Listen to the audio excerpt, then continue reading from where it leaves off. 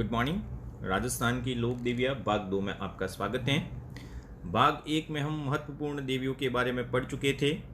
भाग 2 यहाँ से कुछ देवियाँ हैं। देखिए, राजस्थान में लोक देवियों की संख्या लगभग 200 से ज़्यादा हैं, लेकिन इम्पोर्टेंट पॉइंट्स ही हम पढ़ेंगे। जो लोक देवियाँ अक्सर परीक्षा में पूछी जाती है, वैसे पूछने को तो कोई भी पूछ सकता है, लेकिन हम कोशिश कर रहे हैं कि जो परीक्षा में अधिकतर पूछे जाते हैं उनको पहले फोकस किया जाए। फिर भाग 3 में हम जितनी भी कुल देवियाँ, आराध्य देवियाँ और अन्य विशेष देवियाँ हैं कौन से ज़िले में, उनकी भी चर्चा करेंगे। तो भाग 2 आज स्टार्ट कर रहे हैं।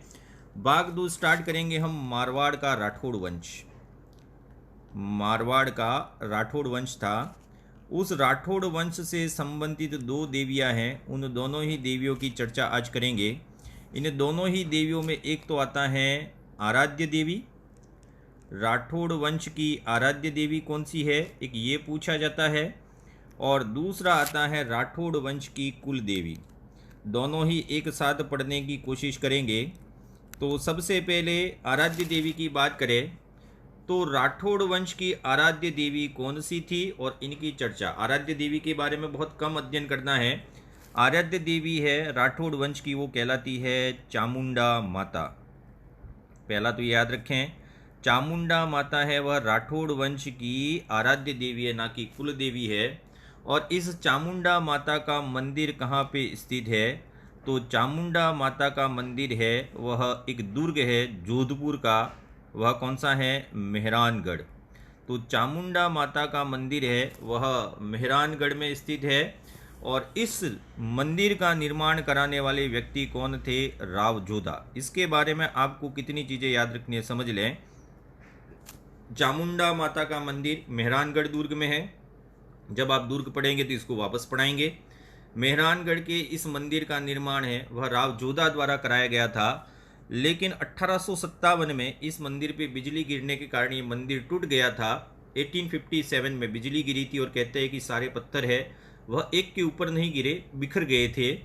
इस मंदिर का पुनर्निर्माण किसने कराया था, एक प्रश्न ये भी इम्पोर्टेंट है। इस मंदिर का पुनर्निर्माण है वह कराया था तख्त सिंह द्वारा। पुनर्निर्माण तख्त सिंह द्वारा करवाया गया था।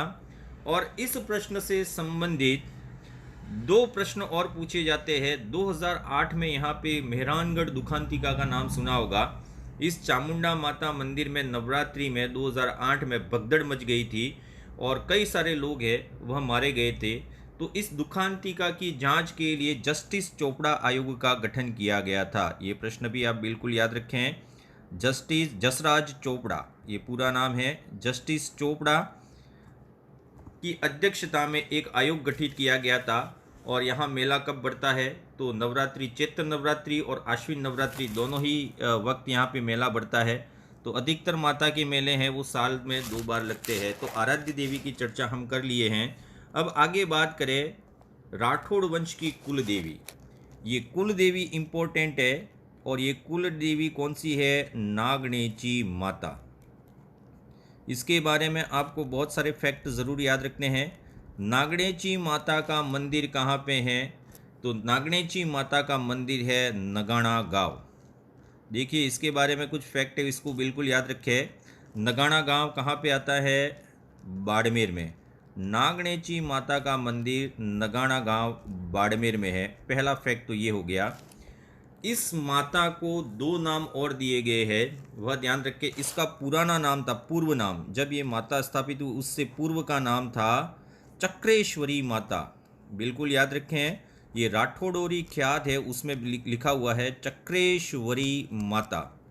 तो इसको चक्रेश्वरी माता के नाम से भी जाना जाता है और इनका संबंध राठौड़ों से था, इसलिए इसको राठेश्वरी माता के नाम से भी जाना जाता है। दोनों ही फैक्ट आपको बिल्कुल याद रखने हैं, चक्रेश्वरी माता और राठेश्वरी माता। जैसे कि हमने एक बात की थी चंपावती माता किसका नाम है, पुराना नाम, तो ये दोनों ही आपको याद रखने हैं। इस मंदिर का निर्माण और इस मूर्ति का संबंध किससे है, तो यह मूर्ति किसके द्वारा लाई गई थी, राव दुवड़ द्वारा लाई गई थी। इस मूर्ति को राव दुवड़ द्वारा कहाँ से लाया गया था, तो इसके 2 उल्लेख मिलते हैं। एक तो कहते हैं कि यह मूर्ति है वह राव दुवड़ कहाँ से लाए थे, कर्नाटक से लाए थे। एक उल्लेख तो ये मिलता है कि यह मूर्ति राव दुव्वड़ कर्नाटक से लाए थे, लेकिन राठौड़ों की ख्यात में लिखा हुआ है कि सारस्वत ब्राह्मण थे, वह इस मूर्ति को लाए थे, और यह मूर्ति कहाँ से लाए थे? कन्नौज से लाए थे। तो दो फैक्ट मिलते हैं। एक तो ये मूर्ति दुव्वड़ द्वारा लाई गई थी, कर्नाटक से खुद लाए थे ऐसा कहा गया है, और एक आख्यान मिलता है राठौड़ों की ख्यात में कि सारस्वत ब्राह्मणों द्वारा यह मूर्ति कन्नौज से लाई गई थी। तो ये भी आपको थोड़ा सा याद रखना है। इस मूर्ति की विशेषताओं की बात करें तो इस मूर्ति की विशेषता है राजस्थान की एकमात्र मूर्ति जो कैसी है? काष्ठ निर्मित है। यह लकड़ी की मूर्ति है, काष्ठ निर्मित मूर्ति है, ये भी याद रखना है। और यह आदि नाग की और आदि देवी की, यानी कि मनुष्य है, आधा नाग और आधा मनुष्य, ऐसी इस प्रकार की मूर्ति है। यह मूर्ति 18 भुजाओं वाली है, 18 भुजाओं वाली। देखो, अष्ट भुजाएं भी आता है और 18 भुजाएं भी आता है। 18 भुजाओं वाली एक मूर्ति और है, त्रिपुरा सुंदरी है, उसका भी हम उल्लेख करेंगे। तो यह 18 भुजाओं वाली मूर्ति है, काष्ठ से निर्मित एकमात्र मूर्ति है। मंदिर कहाँ पे है? नगाना गांव में है। अब अन्य मंदिरों की बात करें, नगाना गांव पंचपदरा में आता है। अन्य मंदिर 3 है, इन 3 मंदिरों के बारे में आपको याद रखना है। अन्य मंदिर, तो अन्य मंदिर एक तो है मेहरानगढ़ दुर्ग में, प्रमुख मंदिर तो नगाना में ही है। मेहरानगढ़ दुर्ग में एक मंदिर है। मेहरानगढ़ दुर्ग के बाद दूसरा मंदिर आता है जूनागढ़ दुर्ग में। जूनागढ़ दुर्ग कहाँ है? आपको ज्ञात ही होगा, जूनागढ़ दुर्ग बीकानेर में है। तो दूसरा मंदिर है वो जूनागढ़ दुर्ग में। तो 2 मंदिर है वो तो दुर्ग में ही है, और एक मंदिर है नगाना गांव पंचपदरा बाड़मेर में। लेकिन तीसरा आता है एक बोरटा, इसको ज़रूर याद रखें, बोरटा। ये बोरटा आता है सांचौर में, भिनमाल तहसील में, और बोरटा कहाँ पे है? जालोर में। बोरटा जालोर क्यों इम्पोर्टेंट है वो समझ लें। इसे राजस्थान का मिनी नगाना कहा जाता है, राजस्थान का मिनी नगाना। अर्थात नगाना का जो नागणेची माता का मंदिर है, उसके बाद दूसरे नंबर का प्रसिद्ध मंदिर कौन सा था? बोरटा जालोर में, भिनमाल में आता है। तो मिनी नगाना के नाम से कौन सा प्रसिद्ध है? बोरटा। और बोरटा कहाँ पे आता है? जालोर में आता है। ये इंपॉर्टेंट क्वेश्चन है, बिल्कुल याद रखें। तो ये हो गया 2 देवियाँ, नागणेची माता हो गया और दूसरा हो गया चामुंडा माता। जो भी आपको इसमें फैक्ट लगते याद इंपॉर्टेंट लगते वो याद रखने हैं। नेक्स्ट पॉइंट की ओर चले तो दूसरी देवी का नाम आता है ब्रह्माणी माता। ब्रह्माणी माता, और इस ब्रह्माणी माता के जो प्रश्न है उसमें एक प्रश्न तो अक्सर पूछा जाता है, वो बिल्कुल आपको याद है कि एकमात्र ऐसी देवी जिसकी पीठ का श्रृंगार किया जाता है या पीठ की पूजा की जाती है। स्टार्ट करेंगे, ब्रह्माणी माता का मंदिर कहाँ पे है? तो ब्रह्माणी माता का मंदिर कहाँ पे है? सोरसन में, और सोरसन अंता तहसील में आता है, और ये कौन से ज़िले में आता है? बारां में। तो ब्रह्माणी माता का मंदिर है वह सोरसन बारां में है। और इस मंदिर की एक विशेषता है, परकोटा युक्त मंदिर है, और इसे एक नाम और भी दिया गया है, शैलाश्रय गुफा मंदिर भी कहा जाता है।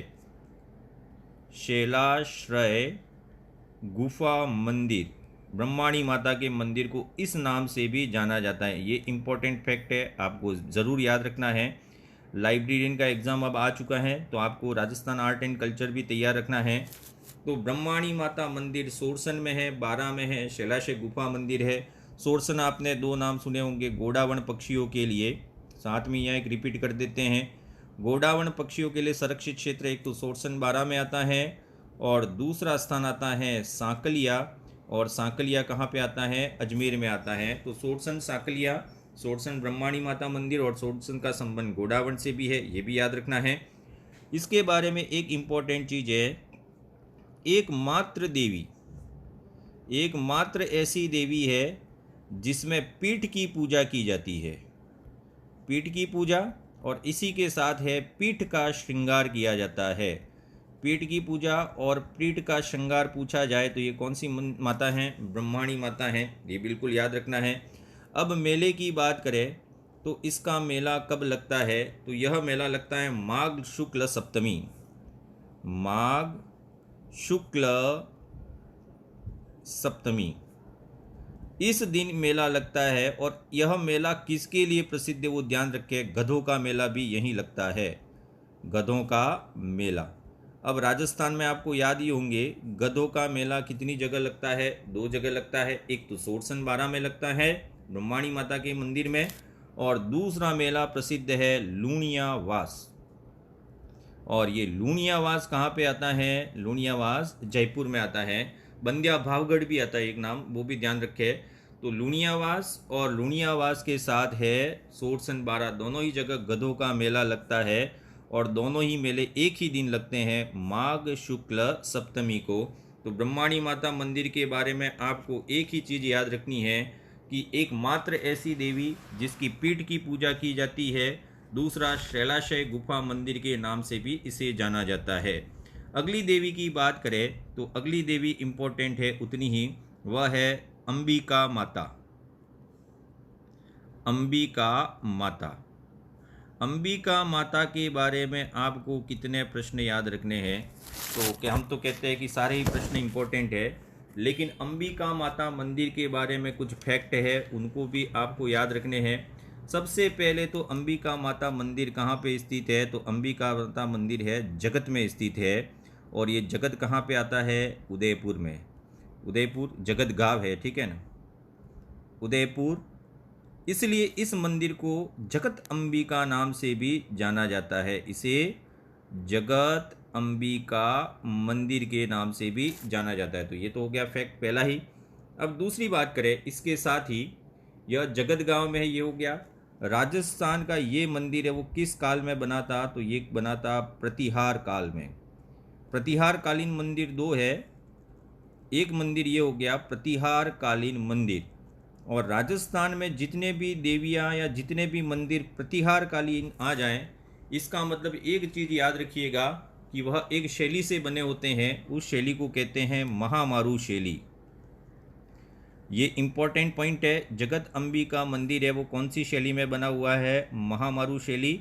और महामारू शैली का अर्थ क्या होता है समझ ले, यह मंदिर ऊपर से सपाट होता है, गुंबद नहीं होता है, ऐसा कह सकते हैं, ऊपर सपाट है। और इस मंदिर में केवल एक ही मूर्ति पाई जाती है, एक ही मूर्ति होती है, ठीक है, देवी की।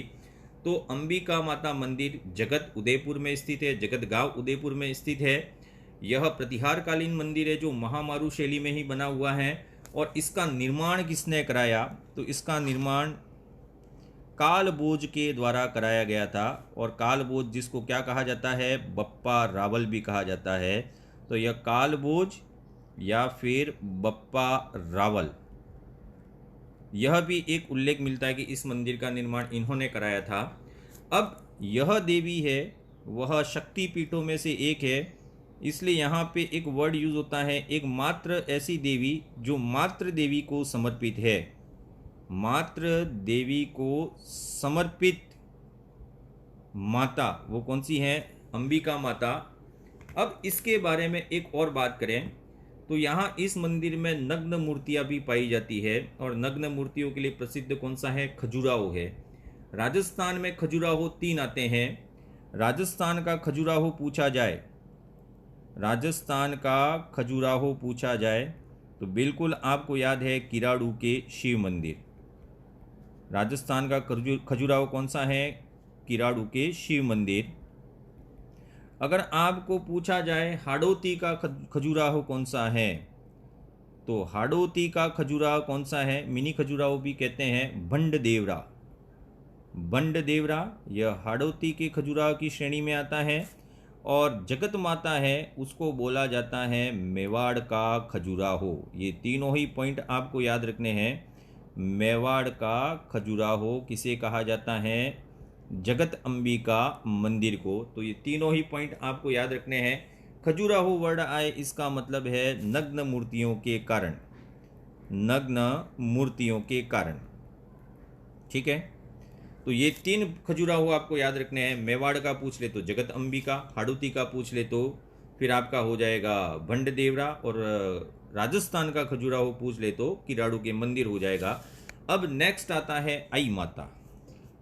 आई माता की बात करें तो आई माता हम पढ़ चुके थे, कहाँ पे पढ़े थे, जब हम बाबा रामदेव पढ़े थे तब पढ़े थे आई माता। आई माता कहाँ पे है? इसका मंदिर बिलाड़ा में है, और बिलाड़ा कहाँ पे आता है? जोधपुर में। एक एक पॉइंट को क्लियर करेंगे। आई माता बिलाड़ा जोधपुर में है। यह बाबा रामदेव की शिष्या थी। बाबा रामदेव पतंजलि वाले नहीं है, ठीक है, बाबा रामदेव की शिष्या थी। बाबा रामदेव की जो शिष्या थी, इन्होंने ही बिलाड़ा में एक नीम के पेड़ के नीचे किसकी स्थापना की थी? आई पंथ की स्थापना की थी। कामड़िया पंथ को आगे चलाया और अपना भी एक पंथ चलाया, आई पंथ है। तो रामदेव जी की शिष्या आई माता, बिलाड़ा से इन्होंने आई पंथ की शुरुआत की थी, और इनका मंदिर भी कहाँ पे है? बिलाड़ा में है। आपको क्या याद रखना है वो देखें। यह सिरवी जाति की कुल देवी है। सिरवी जाति की कुल देवी। इसके 3 प्रश्न आपको याद रखने हैं जो अक्सर परीक्षाओं में पूछे जाते हैं। यह सिरवी जाति की कुल देवी है।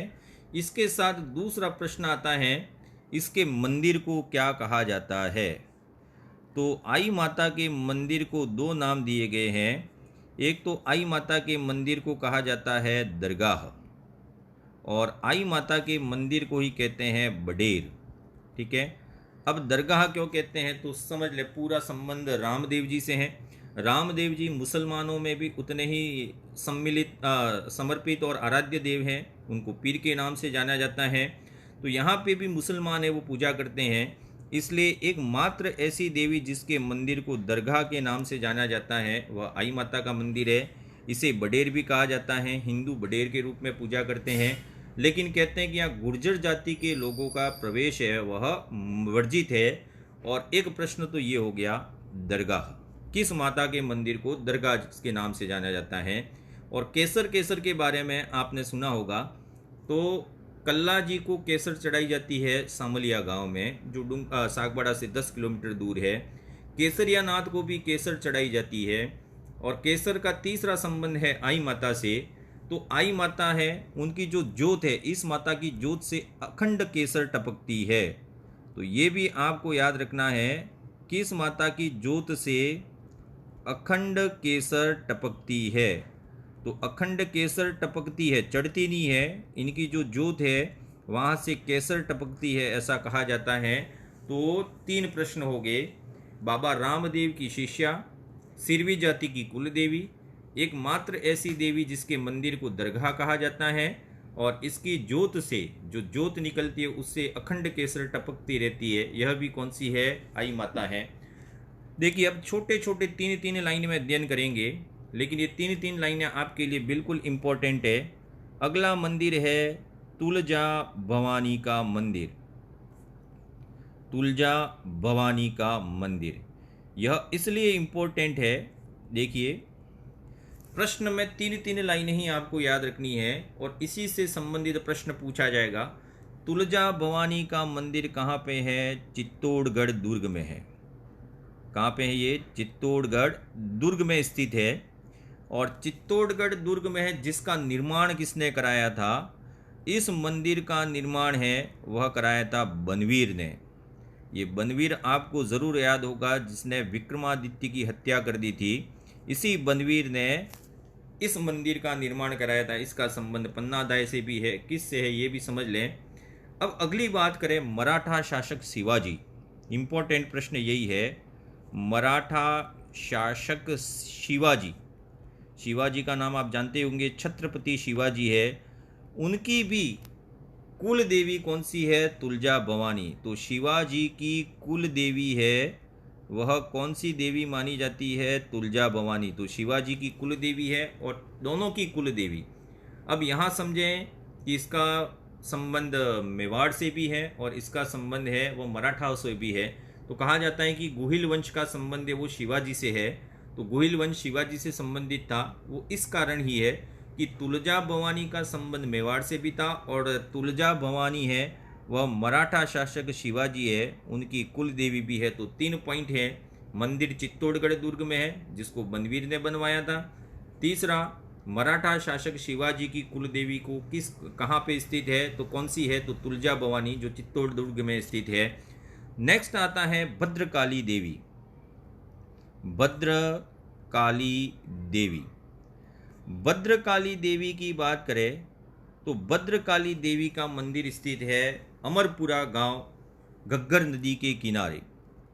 अमरपुरा गांव, और ये अमरपुरा गांव है वह घग्गर नदी के किनारे, और घग्गर नदी आ गया तो एक आध जिला तो आपके दिमाग में ही होगा, वह कौन सा है? हनुमानगढ़ में। तो भद्रकाली या भद्रकाली देवी का मंदिर है वह अमरपुरा गांव हनुमानगढ़ में है। यहाँ पे महाकाली या माँ काली की प्रतिमा है, काली माता का मंदिर है। और इस मंदिर का निर्माण, अधिकतर ये मंदिर है वह किसके द्वारा बनाए गए थे? महाराजा गंगा सिंह जी द्वारा इनका निर्माण किया गया था। ये भी आपको याद रखना है। और ये प्रश्न क्यों इम्पोर्टेंट है वो भी समझ लें। आप राजस्थान सुजस जरूर पढ़ते होंगे, और राजस्थान सुजस आप जब पढ़ते हैं तो उसका लास्ट वाला पेज देखते होंगे। एक साल पहले, अभी तो मैंने भी नहीं देखी है, लेकिन एक साल पहले या 1.5 साल पहले यह प्रश्न पूछा गया था। भद्रकाली क्यों इंपॉर्टेंट पूछा गया था कि सुजस जो आती है राजस्थान सरकार की, उसका जो अंतिम पृष्ठ होता है उस पे एक तो अबेड़ा महल का चित्र है और साथ में भद्रकाली देवी का चित्र भी उस सुजस के अंतिम पृष्ठ पर छपा होता है। तो ये सरकार ने छापा है तो कहीं न कहीं इसकी उपयोगिता होगी, तभी छापा है।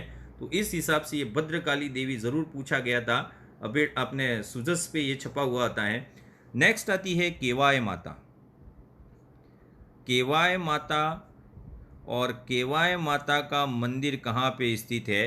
तो केवाय माता का मंदिर है वो किनसरिया में स्थित है, पर्वतसर। किनसरिया ये एक गांव है, किनसरिया पर्वतसर के पास। और जब पर्वतसर आ गया इसका मतलब कौन से ज़िले में होगा? ये नागौर में।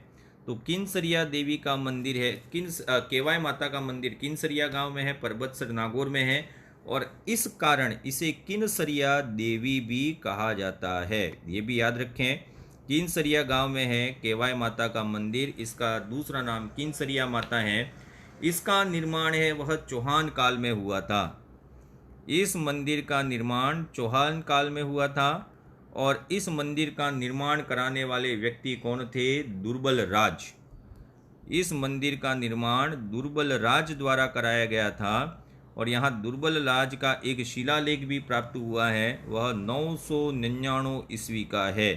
तो ये शिलालेख भी याद रखना है। दुर्बल राज का शिलालेख कहाँ पे है? किनसरिया गांव में, पर्वतसर नागौर में है। इस मंदिर का निर्माण चौहान काल में हुआ था, निर्माण दुर्बल राज ने कराया था। तो ये आपको याद रखना है। अब भद्रकाली देवी और केवाय माता के बाद आता है दधी माता। दधी माता किस लिए इंपॉर्टेंट है वो भी समझ लें। दधी माता का मंदिर कहाँ पे स्थित है, क्यों प्रसिद्ध है, क्या इंपॉर्टेंट चीज़ें पूछी जा सकती है। इनका मंदिर है गोठ मांगलोद। या कहीं न कहीं आप राजस्थान के उद्योग पढ़े होंगे तो ये नाम ज़रूर पढ़ा होगा, गोठ मांगलोद। गोठ मांगलोद कहाँ पे आता है? नागौर में आता है। इस मंदिर के फैक्ट की बात करें तो यह मंदिर भी क्या है? प्रतिहार कालीन मंदिर है। जगत अंबिका का मंदिर भी हमने पढ़ा था, प्रतिहार कालीन है। यह मंदिर भी प्रतिहार कालीन है। तो यह कौन सी शैली में निर्मित होगा? तो यह कौन सी शैली में निर्मित होगा? महामारू शैली। ये प्रश्न इंपॉर्टेंट है। राजस्थान में 2 लोक देवियाँ हैं जो जिनका मंदिर महामारू शैली में बना हुआ है, एक जगत अंबिका मंदिर और एक दधी माता का मंदिर। दोनों ही मंदिर किस में बने हुए हैं? महामारू शैली में बने हुए हैं। और इन्हें कहा जाता है ब्राह्मणों की कुल देवी। ब्राह्मणों की कुल देवी है। और ब्राह्मणों की कुल देवी के साथ कौन से ब्राह्मण? दायमा या दधीची जो कहते हैं, दायमा ब्राह्मण। तो ब्राह्मणों की या दायमा ब्राह्मणों की कुल देवी के नाम से यह जानी जाती है। 3 पॉइंट इसको याद रखने हैं। अब नाम आता है अगला, ज्वाला माता। ज्वाला माता, और जब ज्वाला माता का नाम आएगा तो यह कहाँ पे स्थित है? जोबनेर में। और जोबनेर कौन से ज़िले में स्थित है? जोबनेर जयपुर ज़िले में स्थित है। बिल्कुल इम्पोर्टेंट पॉइंट है। अब एक नाम आता है राव खंगार। राव खंगार ने जोबनेर में कछवा वंश का एक और शाखा थी, उस शाखा की नींव रखी थी। और इस खंगार से ही बन गए ये खंगारोत। कौन से राजपूत बन गए? ये खंगारोत राजपूत। तो ज्वाला माता है वो किसकी कुल देवी है? खंगारोतों की कुल देवी। खंगारतों की कुल देवी ज्वाला माता, और ज्वाला माता का मंदिर कहाँ पे स्थित है? तो ज्वाला माता का मंदिर जोबनेर जयपुर में स्थित है। अब दो माताएं एक साथ पढ़ेंगे, बडली माता और आवरी माता, दोनों ही इंपॉर्टेंट है। थोड़ा सा कंफ्यूजन होता है, एक तो होता है बडली माता, और बडली माता के साथ दूसरा आता है आवरी माता। दोनों ही मंदिर एक ही जिले में स्थित है। तो वडली माता और आवरी माता में क्या संबंध है वो समझ लें। दोनों ही मंदिर है वो कौन से जिले में स्थित है? चित्तौड़गढ़, चित्तौड़गढ़ जिले में है, दुर्ग में नहीं है, ठीक है ना, ये ध्यान रखिए। दोनों ही मंदिर चित्तौड़गढ़ जिले में है, लेकिन स्थान अलग अलग है। बडली माता का मंदिर तो स्थित है आकोला गांव में। आपने सुना होगा, आकोला प्रसिद्ध है एक उद्योग के लिए। आकोला गांव में भी कौन सी नदी के किनारे स्थित है? बेड़च नदी के किनारे। बडली माता आकोला, नदी पूछे तो बेड़च नदी। कहते हैं कि दो तिबारियों के मध्य बीमार बच्चे को निकालने पर, ये लाइन पूरी पूरी याद रखनी है आपको, दो तिबारियों के मध्य, तिबारी क्या कहते हैं आप जानते ही होंगे। दो तिबारियों के मध्य बच्चों को निकालने पर, यहाँ मंदिर जाके दो तिबारियों के मध्य बच्चों को निकालने पर जो बच्चे हैं उसकी बीमारी क्या हो जाती है? ठीक हो जाती है, या बीमारी का उपचार हो जाता है। तो ये दो तिबारियों वाला शब्द आ जाए तो इसका मतलब बडली माता से संबंधित है, इसको भी आपको याद रखना है। दूसरी माता आती है आवरी माता।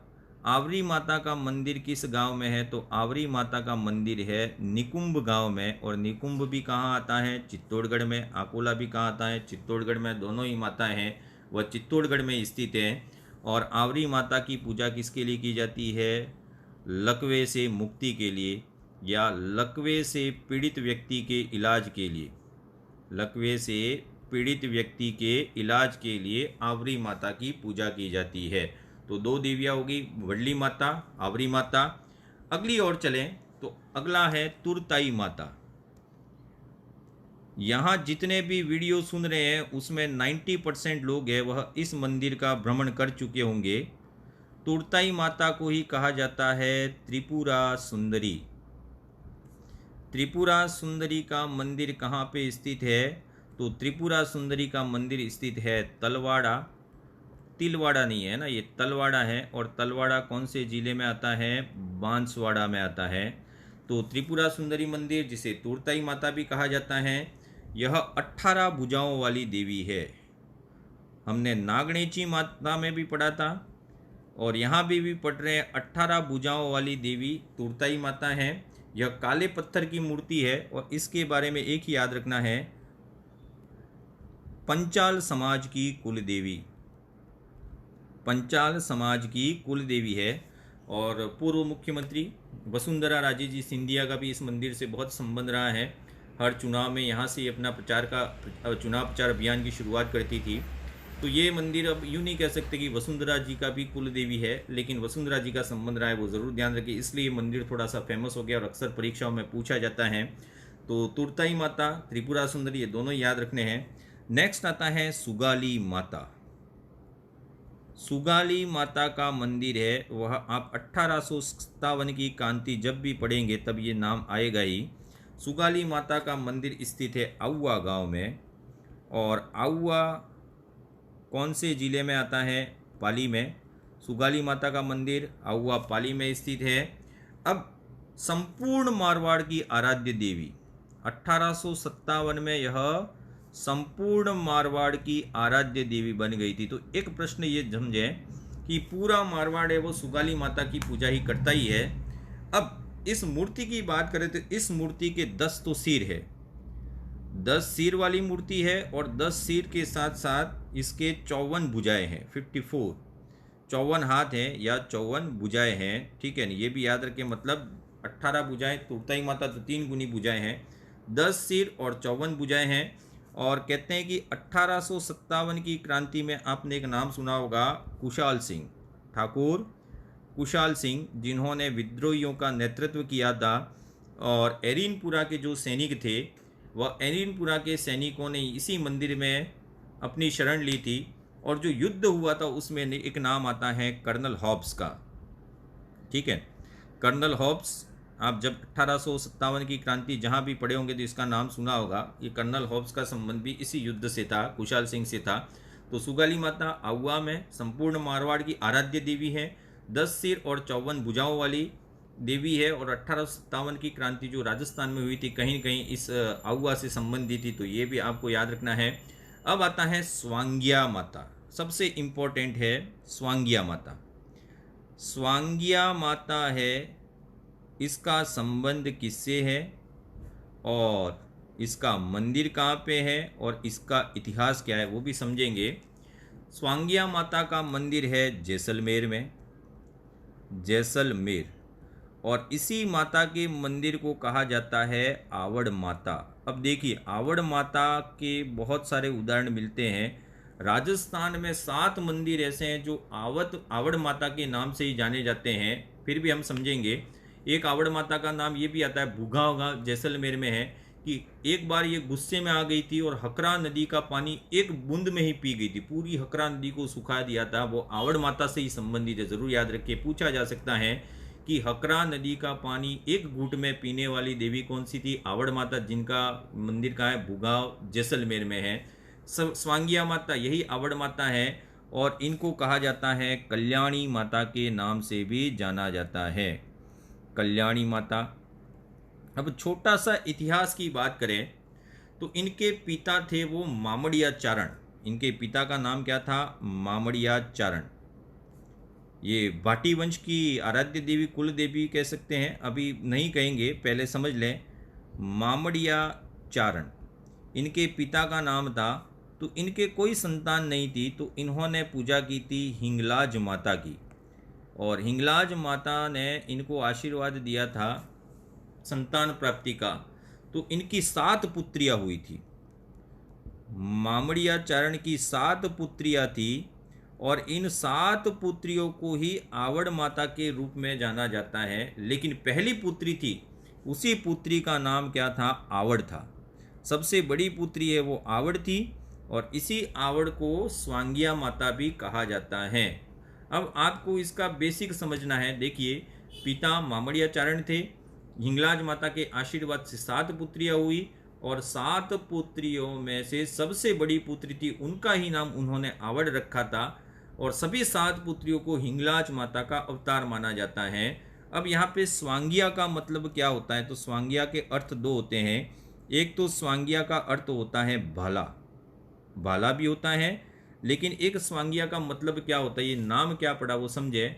बहादरिया भाटी एक नाम आता है, बहादरिया भाटी, बिल्कुल याद रखना है आपको। बहादरिया भाटी ने इन 7 पुत्रियों को एक साथ बुलवाया था और एक लकड़ी का आसन था, इस लकड़ी के आसन को ही बोला जाता है सहांग, ठीक है। तो वहीं से ये स्वांगिया बना और 3 बहनें इधर बैठाई और 3 बहनें इधर बैठाई और एक टीले पर इनकी पूजा की थी और तब से यही मंदिर यहाँ पे स्थापित हो गया।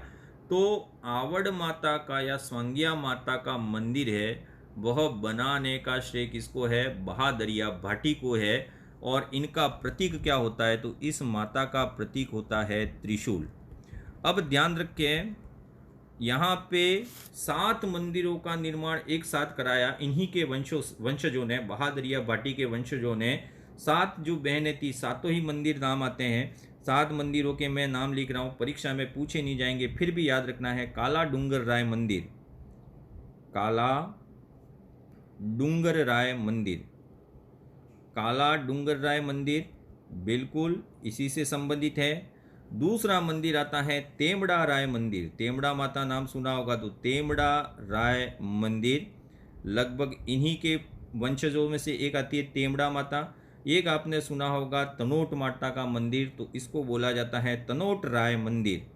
2 मंदिर के नाम तो आपने सुन लिए होंगे, तेमड़ा माता और तनोट माता। तो तनोट राय मंदिर भी इसमें ही एक आता है। अगला आता है घंटी वाली राय मंदिर, चौथा घंटी वाली राय मंदिर, सबके पीछे राय तो लगा ही है, ठीक है, राय मंदिर। अगले नंबर पर आता है वह है देव राय मंदिर, देव राय मंदिर। देव राय मंदिर के बाद आता है 6ठे नंबर पे, वह है गजरूप सागर मंदिर, गजरूप सागर मंदिर, ये सभी मांड में ही बने थे, इसलिए याद रखें। और एक आता है, 7वां मंदिर आता है, वह है भाद्रदेव राय मंदिर। तो ये 7 मंदिर भी बने थे, ठीक है ना। तो स्वांगिया माता से संबंधित 7 मंदिर है, जिसमें आपको तेमड़ा राय और तनोट माता ये 2 याद रखने हैं, क्योंकि ये प्रसिद्ध लोक देवये में आते हैं। तो अगली बात करेंगे हम तनोट माता की ही। तनोट माता, ये सभी मंदिर है वो जैसलमेर में ही है। अब तनोट माता की बात करें तो तनोट माता का मंदिर जैसलमेर से 133 किलोमीटर भारत पाकिस्तान सीमा पर स्थित है। और कहते हैं कि यहाँ पे पाकिस्तान बॉर्डर है वो केवल 20 किलोमीटर दूर है। तो ये आपको ज़रूर याद रखना है। अब इसी मंदिर को कहा जाता है थार की वैष्णो देवी। ये तो बहुत आसान प्रश्न है। थार की वैष्णो देवी के नाम से भी जाना जाता है। अब तनोट माता क्यों पड़ा इसका नाम, तो इसका निर्माण कराया था तणु राय भाटी द्वारा। तणु राय भाटी द्वारा इस मंदिर का निर्माण किया गया था, तब से ये तनोट माता के नाम से जानी जाती है। भारत पाकिस्तान का युद्ध हुआ था 1965 में। 1965 के युद्ध में इस मंदिर का बहुत महत्व है। कहानी आपने सुनी होगी कि 3000 बम है वो पाकिस्तान ने गिराए थे, लेकिन एक भी बम नहीं फटा। तो तब से यह सीमा सुरक्षा बल BSF, बॉर्डर सिक्योरिटी फोर्स है, सीमा सुरक्षा बल की आराध्य देवी है, अर्थात सेना के जवानों द्वारा पूजी जाने वाली BSF की आराध्य देवी है। और 1965 के युद्ध में एक नाम आता है ब्रिगेडियर शहबाज खान। जब ये नेतृत्व कर रहे थे पाकिस्तान की तरफ से, ब्रिगेडियर शहबाज खान, पूछा तो नहीं जाएगा लेकिन एक कहानी है तो बिल्कुल ये ओरिजिनल कहानी है।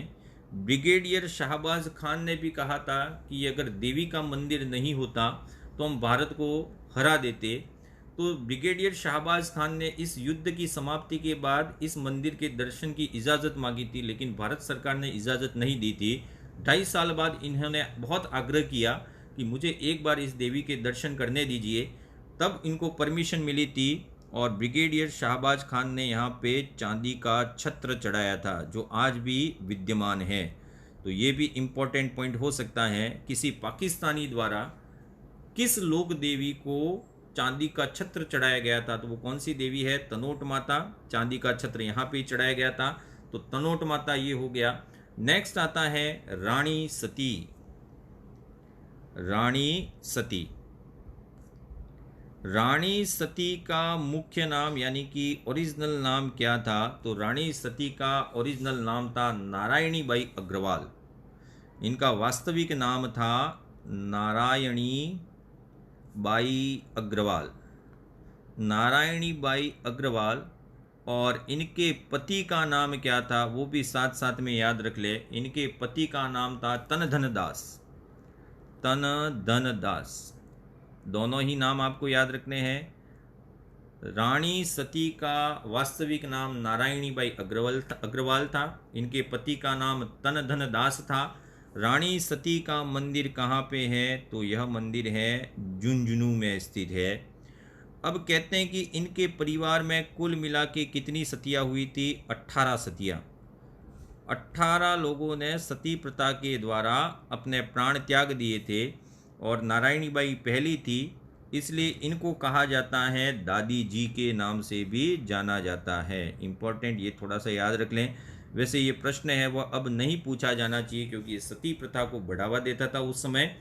तो यहाँ पे राजस्थान सरकार ने यहाँ मेला लगता था, उस मेले पर 1988 में क्या कर दी, रोक लगा दी।